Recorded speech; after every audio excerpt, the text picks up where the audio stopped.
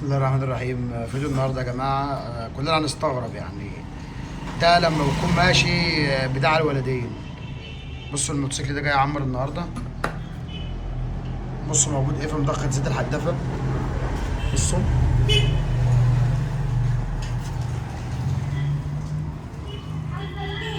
بصوا الريش والوساخه قد ايه. بصوا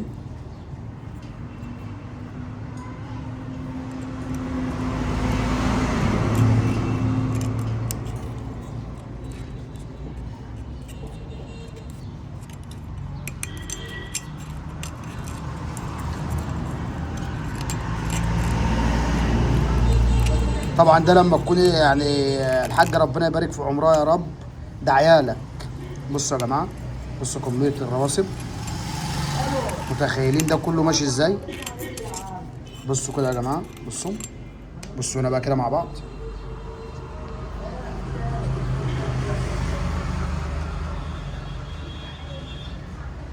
شايفين كميه الرواسب بالرايش بالطين اللي داخل مضخه زيت الحدافه. ده يا جماعه عامل زي فلتر الزيت كده، بيدخل هنا زيت للحدافه وبينقي او بياخد ترشيحات الزيت اللي بتبقى موجوده في داخل المحرك. يعني احنا لو فكينا وش الزيت على طول، عايزين ان احنا ننضف مدقق الزيت او مرشح الزيت الجزء ده زي ما شايفين كده مطلع لنا ايه. ويحمد ربنا طبعا اللي هو ما جابش حدافه، غير الفني اللي كان شغال فيها مركب هنا جوانين. مش عارف هو مركب جوانين ليه، الله اعلم.